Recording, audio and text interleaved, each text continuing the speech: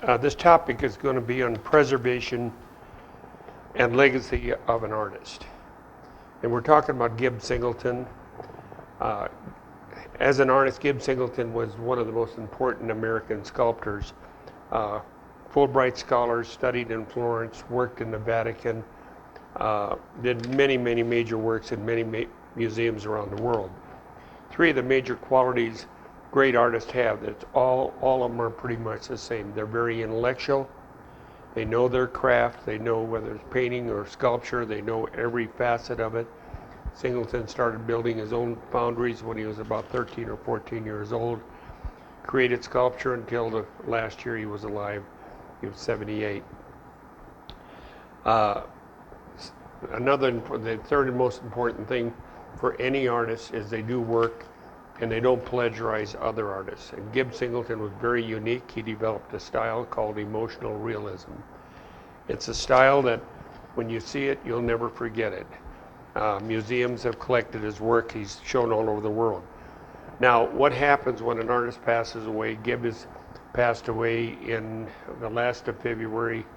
It'll be 3 years this coming February. So, but anyway, he passed away.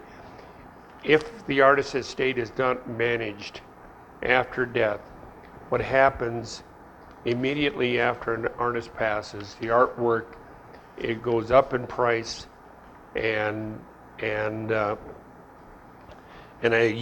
years later, the market will slow down. 3 years later, the prices will start to fall. And usually it'll take 30 to 40 years for the art market to come back for an artist that does not leave a legacy. Give you a couple examples. Frank Howell. Frank Howell was a great artist in the Southwest. He was originally from Iowa. He lived in Santa Fe, Taos, Breckenridge, Colorado. Highly collected while he was alive.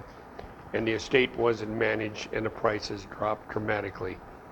What happens then, the artist is always going to be extremely good, but it'll take 30 to 40 years before it comes back and goes in museums and be recognized.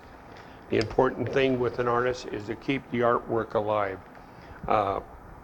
Some of the artists, George O'Keeffe, for example, they opened up a George O'Keeffe museum. Friends of mine back in the late 60s bought a George O'Keeffe for $5,000.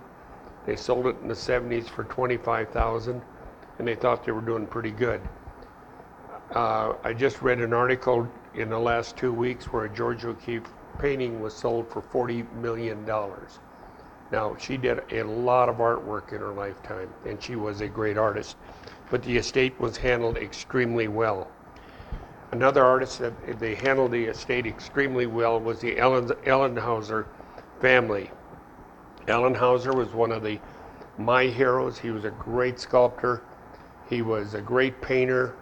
I knew him personally, and the family have taken care of his estate, and the prices of his artwork continually to go up and will not go out of existence. Andy Warhol passed away before his prime in a botched surgery. His foundation at the time they thought would close because they didn't have the money. It was taken over by two people I knew that got heavily invested in it, and the Warhol pieces are all over the world, highly recognized, and the most expensive piece sold was $100 million.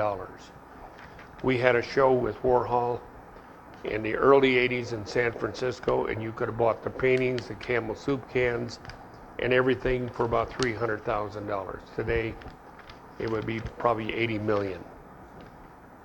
That estate is being handled correctly. Another estate that I'm pretty, that kind of fell by the wayside, but now they opened up a museum, and that's Red Skelton. Red Skelton, I met him, I knew him personally.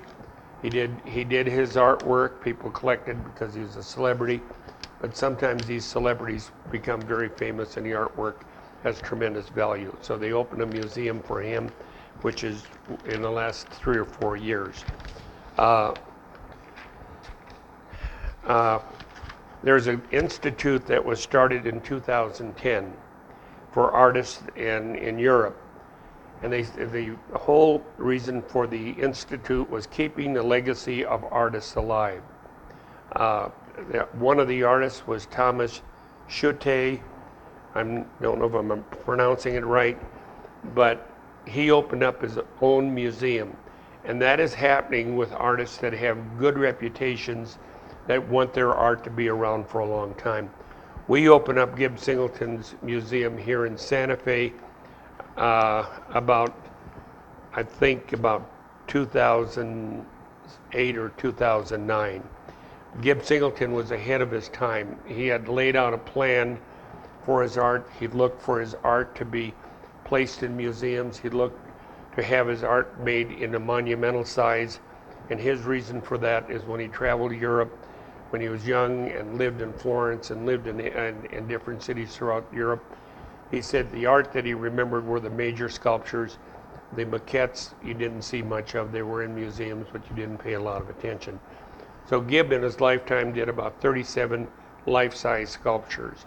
Some are displayed in museums in Dallas, some are displayed in, and today some of his pieces are in the Phoenix Museum in a show museum in Tulsa, Oklahoma, and different areas.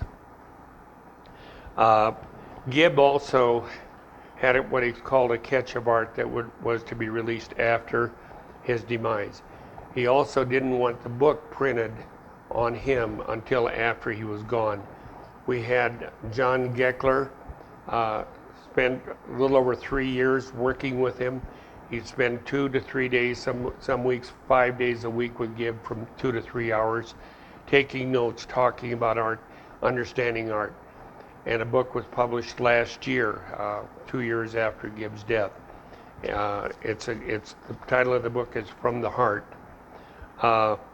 Some of the artists internationally have done things like Gib did.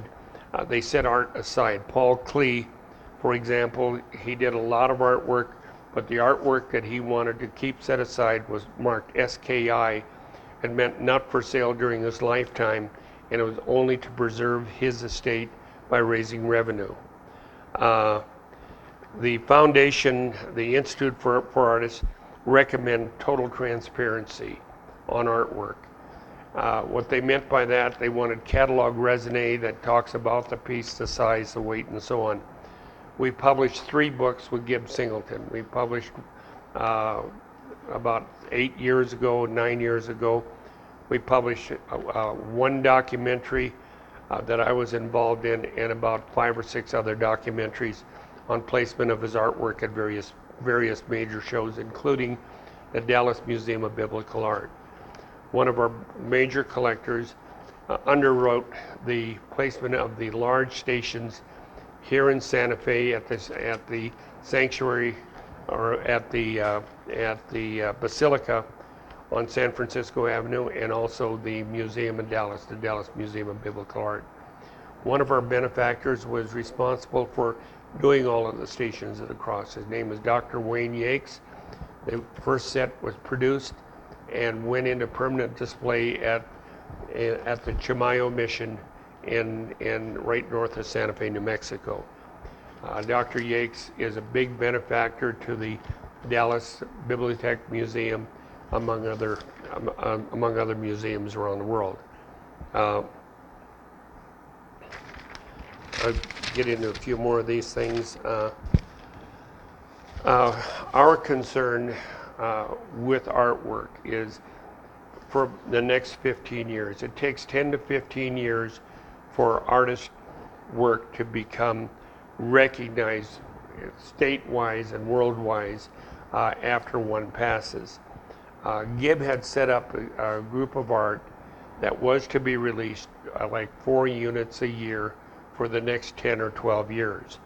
These pieces were done in 1982 and 1983, and some slightly before that. He created 1 sculpture and created the mold for them, and now they're being released for a year. Let me see this.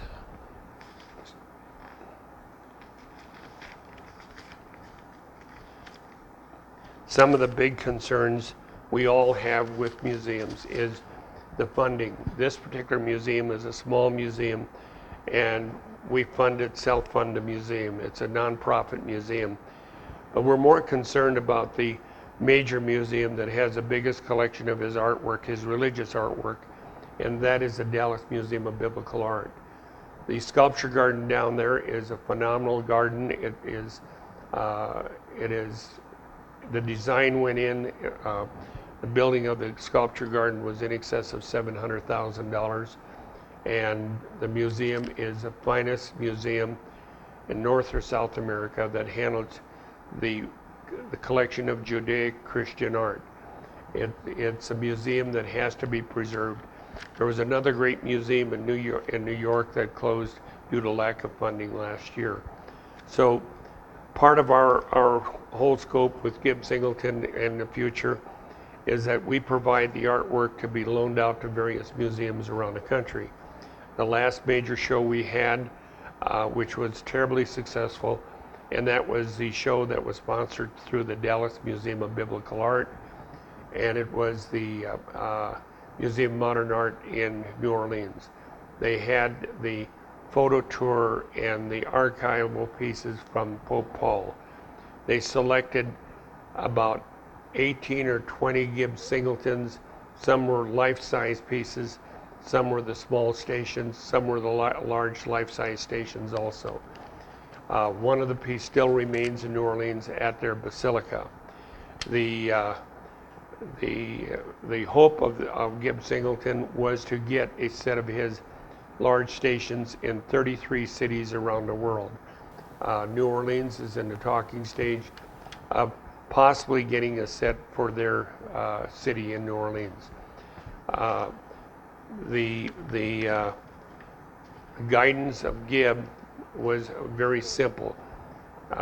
He created the art. He laid out a plan. His thoughts were to have his artwork be around for 500 years. What his statement was that what happens today is not really that important. What happens 500 years from now is very important. There's a big movement going on around the world to stamp out Judeo-Christian values. And he says that I'd like to have major pieces displayed in major countries to be a reminder of what it was like in this generation. I thank you in advance. One other thing we have to give recognition is that Lee had a personal assistant. His name is Lee Hansen. Lee has got about 45 or 46 years experience in sculpture and artwork.